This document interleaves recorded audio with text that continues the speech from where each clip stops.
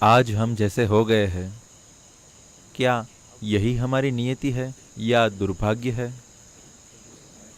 जिस शहरी समाज में हम रहते हैं, क्या जीवन की पूर्ण क्षमता की खोज करना ही हमारी व्यवस्था है, या किसी ऐसे व्यक्ति की खोज करना जो हमें उस विचार तक लेकर जा सके, परम का मूलभूत विचार जिसे आप जीवन की पूर्ण क्षमता कहते हैं? यही हमारी व्यवस्था क्यों है? क्या किसी समय यह बहुत अलग था?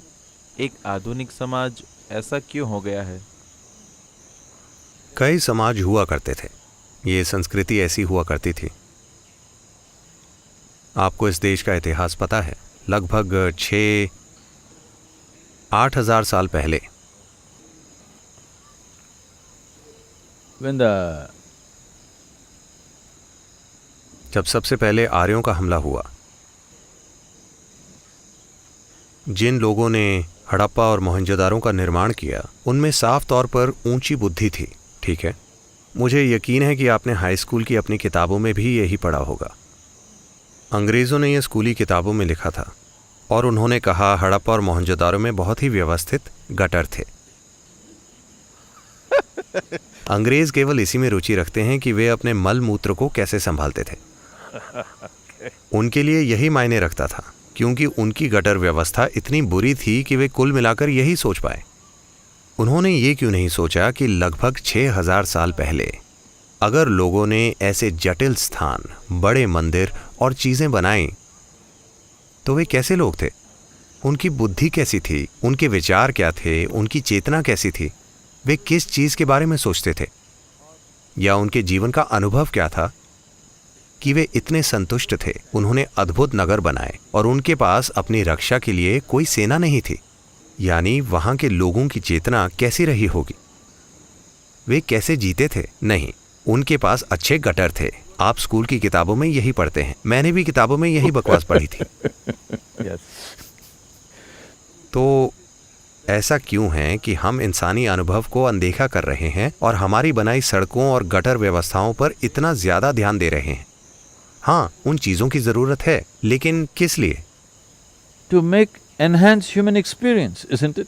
इंसानी अनुभव को गहरा बनाने के लिए, है ना? नहीं, फिलहाल वो चीज गायब है। कोई भी इंसानी अनुभव को गहरा बनाने की बात नहीं कर रहा। इंसानी अनुभव को कैसे गहरा बनाया जाए, आज इसका मतलब यही है कि लोग फोन पर लगे रहें और सब कुछ उसी के जरिए देखें।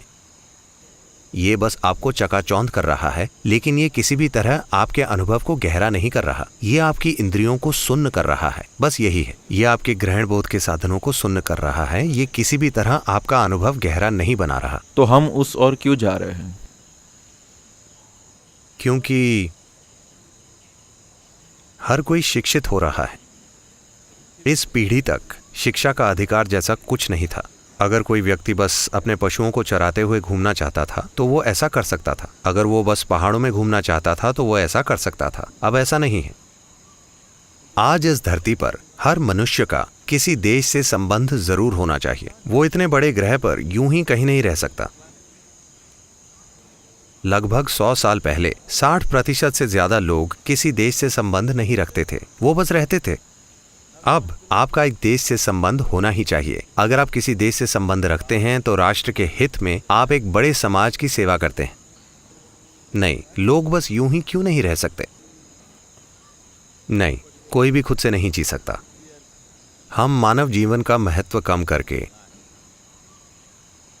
किसी दूसरी चीज को ज्यादा महत्वपूर्ण बना रहे हैं। नहीं, जीवन का अकेला और एकमात्र उद्देश्य ये है कि जीवन का ये टुकड़ा अपनी अंतिम संभावना तक पहुंचे। चाहे आप एक केंचुआ हो, या एक टिड्डा, या एक पक्षी, या एक पशु, या एक पेड़, या एक मनुष्य, जीवन के हर रूप का यही एकमात्र उद्देश्य है कि वो अपनी पूर्ण क्षमता तक विकसित होना चाहता है, कुछ और नहीं बनना चाहता। शायद आप इस पेड़ को देखकर सोचें, अरे मैं फूल लेकर पूजा कर सकता हूं, या आप उस पेड़ को देखकर सोचें, अरे इससे अच्छा फर्नीचर बन सकता है। लेकिन ये पेड़ फर्नीचर के बारे में नहीं सोच रहा। ये तो बस अपने पूरे आकार और पूरी क्षमता तक विकसित होना चाहता है ना? आपके मन में फर्नीचर के विचार हो सकते हैं। इसी तरह अगर मैं आपकी ओर देखूं, आपके पिता आपकी ओर देखकर सोचें ये क्या बनेगा, ये उनके विचार हो सकते हैं। नहीं, इस जीवन के ऐसे कोई विचार नहीं है। ये जीवन तो बस अपनी पूर्ण संभावना में खिलना चाहता है।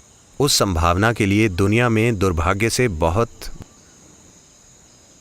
बहुत बहुत ही कम मौके, बहुत ही कम। बाकी हर चीज आपको पहिए का एक पुर्जा बना रही है।